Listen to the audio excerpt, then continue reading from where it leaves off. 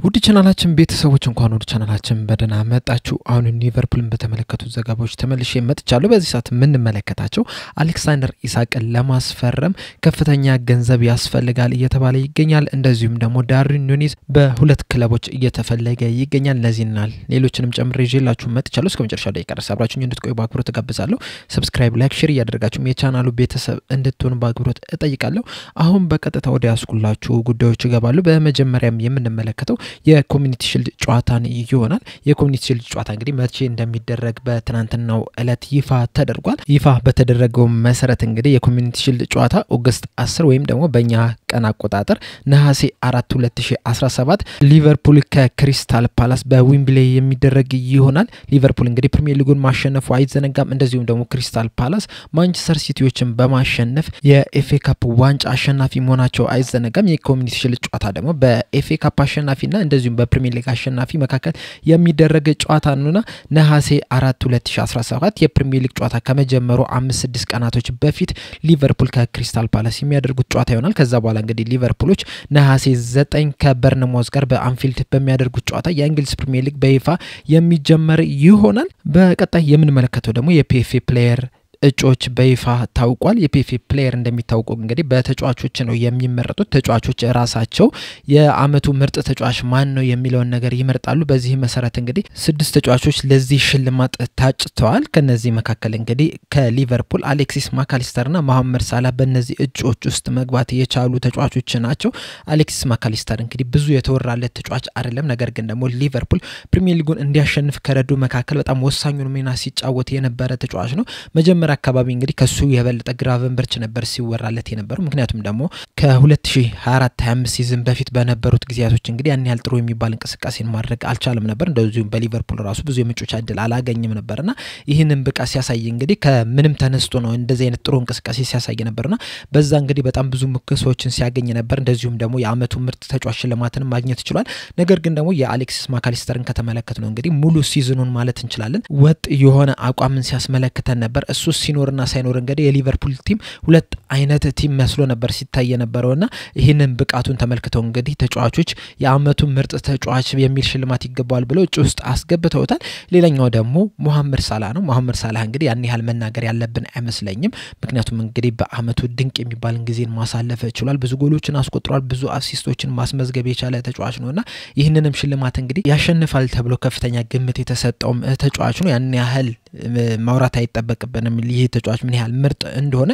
ሌሎች እጮች እንግዲህ ብሩኖ ፈርናንዴዝ፣ አሌክሳንደር ኢሳቅ፣ ኮል ፓልመር፣ ዴክላን ራይስ ናቸው። እነዚህም እንግዲህ በራሳቸው ቲም ላይ ጥሩ የሚባል እንቅስቃሴን ማድረግ ይችላል። ነገር ግን ደግሞ እንደ መሐመድ ሳላህና እንደ አሌክሲስ ማካሊስተር ጥሩ የሚባል እንቅስቃሴን አድርጓል ብዬ አልገምትም። በዚህ ውድድር እንግዲህ መሐመድ ሳላህ ቀደም እንደነገርኳችሁ ያሸንፋል ተብሎ ነው የሚጠበቀውና ምናልባት መሐመድ ሳላህ የሚያሸንፍ ከሆነ ይህንን የፒኤፍኤ ፕሌየር ኦፍ ዘ ይርን የመጀመሪያው ተጫዋች ይሆናል 3 ጊዜ በማሸነፍ። ከዚህ በፊት እንግዲህ 2 ጊዜ ማሸነፍ ይችላልና አሁን 3ኛው ይሆናል። በዚህ የሽልማት ታሪክም እንግዲህ የመጀመሪያው ተጫዋች በመሆን ታሪክ መስራት ይችላል ማለት ነው። ሌላኛው የምንመለከተው ዘገባ ደግሞ ፉትቦል ኢንሳይደር በዳርዊን ኑኔዝ ዙሪያ ላይ ይዞት የወጣውን ዘገባ ይሆናል። እንደ ፉትቦል ኢንሳይደር ዘገባ ከሆነ እንግዲህ ናፖሊዎችና አትሌቲኮ ማድሪዶች እንግዲህ ይህንን ተጫዋች የግዢ አማራጭ ባለው የውሰት ውል መውሰድ ይፈልጋሉ ነው እየተባለ የሚገኘው። ሁለቱም ክለቦች እንግዲህ ቢቻል የግዢው አማራጭ እንደ አማራጭ ብቻ ካልሆነም ደግሞ የግዢው እንደ ግዴታ በሚወሰድ የውሰት ውል መውሰድ ይፈልጋሉ ነው እየተባለ የሚገኘው።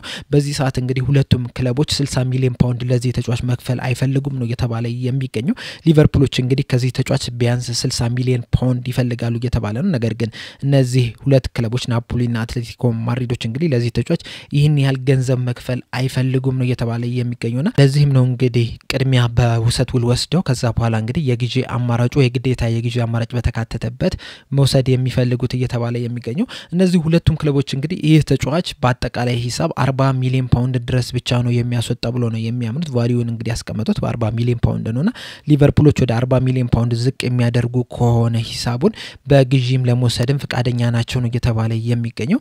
ነገር ግን ደግሞ ሊቨርፑሎች ከዚህ በላይም ቫልዩ አለው ብሎ ነው የሚያስቡት። በተለይ ደግሞ ሳውዲዎች ለዚህ ተጫዋች የሚመጡ ከሆነ ሊቨርፑሎች የሚፈልጉትን 60 ሚሊዮን ፓውንድ ወይ ደግሞ ከዛ በላይ እስከ 70 ሚሊዮን ፓውንድ ድረስ ሊያገኙ ይችላሉ ብለው ስለሚገመቱ በዚሁ ፈጥኖ መሸጥ አይፈልጉም ነው እየተባለ የሚገኘው። እንደሚታወቀው እንግዲህ በጃንዋሪ ዝውውር መስኮት ይህንን ተጫዋች ለማስፈረም 70 ሚሊዮን ፓውንድ ይዘው መጥተው ነበር የሳውዲ ክለቦችና አሁንም ሊቨርፑሎች ይህንን ሂሳብ ይዘው ሊመጡ ይችላሉ ብለው እየጠበቁ ነው ያሉትና ምናልባትም የዚህ ተጫዋች ዝውውር ሂደት እንግዲህ በጣም ረዘም ላለ ጊዜ ሊወስድ የሚችልበት ቻንስ አለ ብዬ አስባለሁ። በተለይ ደግሞ ሊቨርፑል እንግዲህ በዚህ ሰዓት ላይ የተለያዩ ግዢዎችን እያደረገ ነው የሚገኘው። ትናንትና ምሽት ላይ በሰራውላችሁ ፕሮግራም እንደነገርኳችሁ እንግዲህ የሚሎስ ኪርኬዝ ጉዳይ ሲጠናቀቅ እንግዲህ ሊቨርፑል ያወጣው ወጪ ወደ 185 ሚሊዮን ፓውንድ ይጠጋል። ይህም ወጪ እንግዲህ ለሶስት ተጫዋቾች ብቻ የወጣ ወጪ ነውና በተለያዩ ሽያጮች እንግዲህ ይህንን ወጫቸውን መቀነስ ይፈልጋሉ። አንደኛው ደግሞ ይወጣል ተብሎ የሚጠበቀው ዳርዊን ኑኔዝ ነውና ዳርዊን ኑኔዝን እንግዲህ 60 ሚሊዮን ፓውንድ 70 ሚሊዮን ፓውንድ ድረስ የሚሸጡት ከሆነ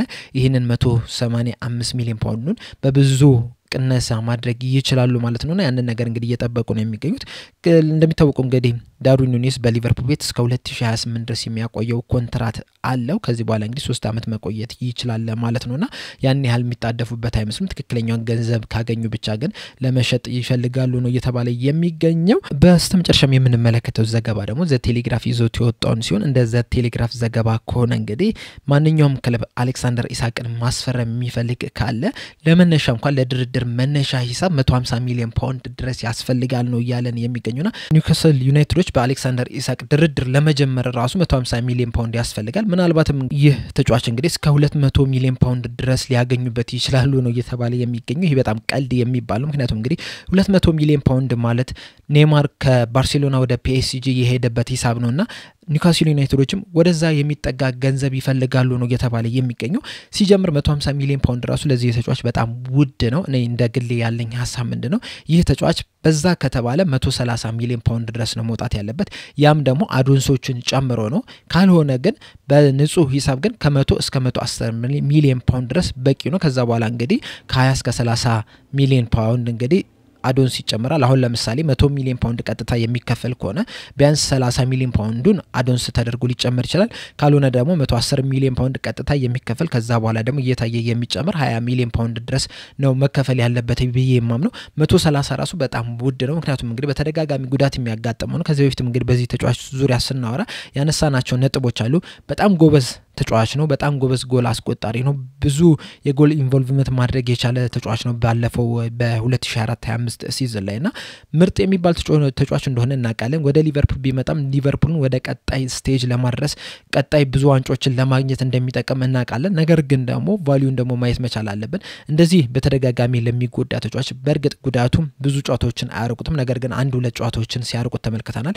በዚህ ባለቀው ሲዝን እንኳን ከሊቨርፑል ጋር በጉዳት ምክንያት አምልጦታል። እዛ ጨዋታ ላይ ኒውካስል ዩናይትዶች ቢኖር ኖሮ ምን ያህል እንደሚጠቀሙ እናውቃለና ሊቨርፑል አስፈረመው እንበል በ150 በ160 ሚሊዮን ፓውንድ። ከዛ በኋላ ግን ከማንቸስተር ሲቲ ጋር ከማንቸስተር ዩናይትድ ጋር ከአርሰናል ጋር በሚደረጉ ጨዋታዎች እንግዲህ በጉዳት ምክንያት ጨዋታዎች የሚያልፉት ከሆነ ወደ ሊቨርፑል መምጣቱ ምን ላይ ነው ጥቅሙ ታዲያ? ምክንያቱም እንደዚህ አይነት ትልልቅ ተጫዋቾች የሚያስፈልጉ በትልልቅ ጨዋታዎች ላይ አሸናፊ ሆነ እንድትወጣ እንዲረዱ ነው የምታደርገውና በጉዳት ምክንያት የተለያዩ ጨዋታዎች ካመለጡት ግን ያንን ጥቅሙን ታጧልና እንደዚህ አይነት ጉዳት ያለበት ተጫዋች ደግሞ ከ150 ሚሊዮን ፓውንድ በላይ ማውጣት በጣም ተገቢ አይመስለኝም። ማክሲመም ግን እስከ 130 ሚሊዮን ፓውንድ ያራሱ በጣም ብዙ ነው። አዶንሶቹን ጨምሮ ካልሆነ በስተቀር በጣም ብዙ ነው። ልክ እንደ ፍሎሪን ቪርሱላ እስከ 115 ሚሊዮን 16 ሚሊዮን ማክሲመም 120 ሚሊዮን ፓውንድ ድረስ ቢወጣ ተገቢ ሊሆን ይችላል። ከዛ በላይ ግን ያሉት ግን በጣም አጠራጣሪና ከተገቢ በላይም ነው የሚሆነውና ሊቨርፑሎች ምናልባት እንግዲህ ከ150 ሚሊዮን ፓውንድ በላይ የሚጠየቁ ከሆነ ፊታቸውን ወደ ሌላ ተጫዋች ያዞራሉ ተብሎ ነው የሚጠበቀው። በዚህ ሰዓት እንግዲህ ሊቨርፑሎች የተለያዩ አጥቂዎችን እየተከታተሉ ነው የሚገኙት። አንደኛው ኤኪቴኪ ነው፣ ሌላኛው ኦስሚና ነው። እንደዚሁም ደግሞ ከአልቫሬዝ ጋርም ስማቸው ሲያዝ ነበር። እንደውም ከዚህ በፊት በአሌክሳንደር ኢሳቅ ላይ በሰራውላችሁ ፕሮግራም ላይ እናንተ የሚሰጣችሁት አስተያየት ነበር። ይሄም አስተያየት ምንድነው?